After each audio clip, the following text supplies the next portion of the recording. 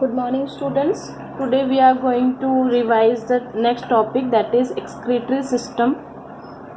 Excretory system in human beings. Okay, so this is the diagram of excretory system. Okay, here these are kidneys, this and this, these two are the kidneys. Okay, and where the inside kidneys blood gets filtered,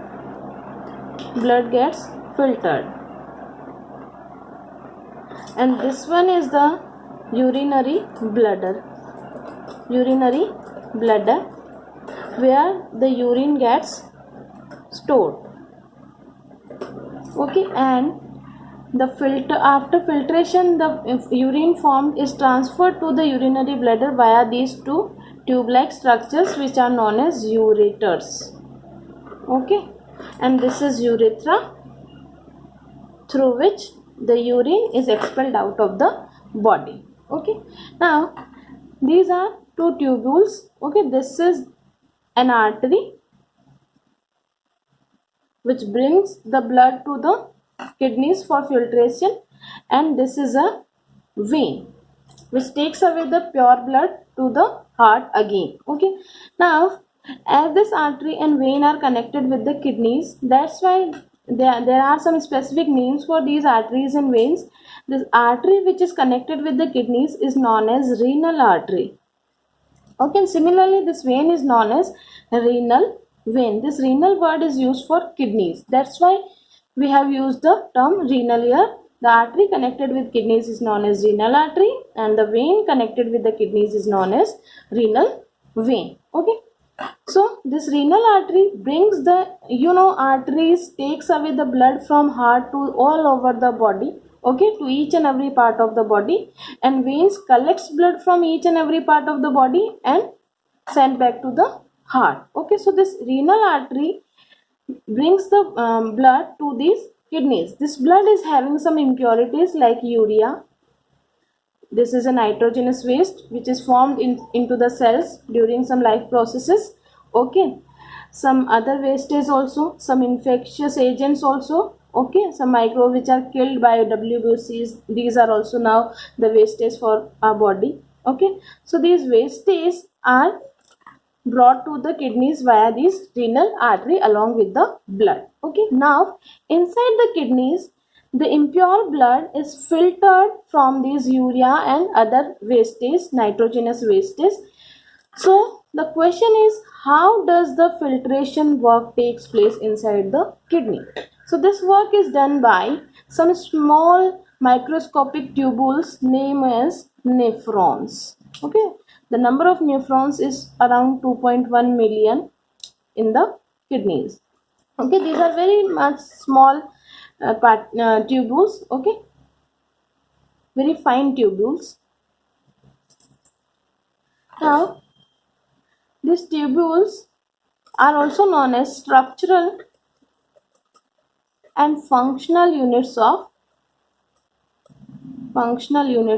kidney, because they are doing the main important and the specific work of the kidneys, that is the filtration of blood. These nephrons filter the blood which is then passed through the urinary bladder through the ureters. Okay, so now we have to see how these nephrons work and what is the structure of a nephron. Okay, for that I have drawn another diagram. Okay, just a minute, let me mark. Okay, see, this is the diagram of a nephron. Okay, this cup-like structure is known as Bowman's capsule.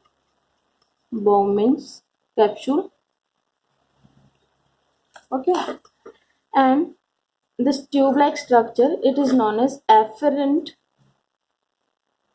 renal tubule.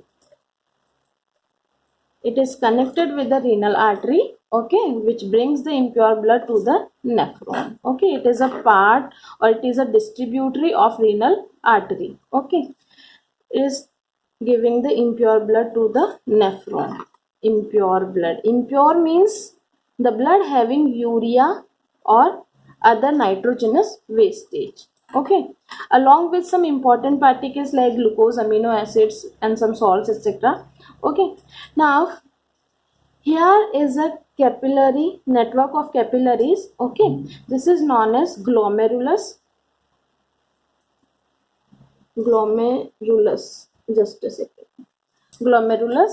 And after filtration, the pure blood is collected by this tubule. This is known as efferent renal tubule, which is connected with the renal vein, from where the blood is sent to the heart again. Okay, now what happens here? Here in this capillary part, due to high pressure, some of the small size particles which contain urea, glucose, some amino acids, some amount of water, and some important salts also, these particles are filtered from the blood due to the pressure inside this glomerulus. Okay, so these are filtered and sent to this cup-like structure, which is known as Bowman's capsule. From here, this is known as the filtrate here, because we got it after the filtration. This filtrate is passed through the tubular part of the nephron. This tubular part is again divided into three parts. This convoluted part is known as proximal convoluted tubule. Proximal means initial. Okay, and this is the end part of this tubular part is known as DCT, distal convoluted tubule. You don't have to go in deep to these two terms. Okay, and this U-shaped part is known as Henle's loop. Okay, so after filtration, the filtrate is sent to the tubular part of the nephron. Here in this tubular part, the important substance which are also filtered along with the wastage and urea like this, okay, like glucose, amino acids, water, salts, which are important for our body don't want to lose these substances, so these substances are reabsorbed in proximal convoluted tubules, reabsorbed. Okay, so the glucose and the amino acids are the simple form of proteins. Okay, so the glucose and amino acids are reabsorbed inside the proximal convoluted tubule, PCT, or you can say initial part of the tube. Okay, reabsorption of glucose and amino acids. Okay, reabsorption I can write here. Now the left part is passed to this Henle's loop. Okay, here the extra amount of water and some salts are reabsorbed by this Henle's loop. The main important function of this Henle's loop is reabsorption of water. Okay, and by doing this, it maintains or regulates the concentration of water in the body. Okay, in the body, as you know, during summers we lost much amount of the water through the sweating. Okay, so during summers this Henle's loop reabsorbs most of the amount of water from this filtrate. Okay, and in winters we don't lose more amount of water through the body, so this Henle's loop reabsorbs less amount of water. So depending on the concentration of water or amount of water in the body, it reabsorbs the required amount of water from this filtrate. That's why you can say Henle's loop regulates the concentration of water in the body, and this process is known as osmoregulation. Osmoregulation, because this work is done by osmosis process. This is the selectively permeable membrane. Okay, so that's why this process is known as osmoregulation. Okay, and some of the glucose and amino acids are still remain in the filtrate and pass to this tubular part. For that, this efferent renal tubule have some capillaries which are again coiled around this tubular part. Okay, like this. These tubules further reabsorbs the important substances from this filtrate, and now at the end of this tubular part we are left with only the urea plus some amount of water. This solution is known as urine.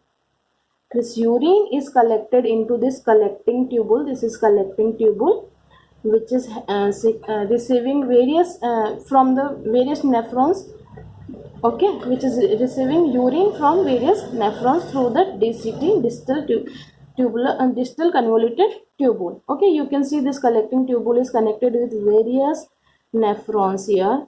Okay, it is receiving the urine from other nephrons also, and as a whole the urine is collected inside this collecting tubule, from where it is sent to the, see, this collecting tubule is connected with the ureter, from where the urine is sent to the ureter.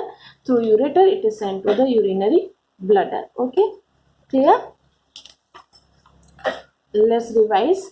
This is the diagram of nephron. This is the Bowman's capsule, which is a cup-like structure.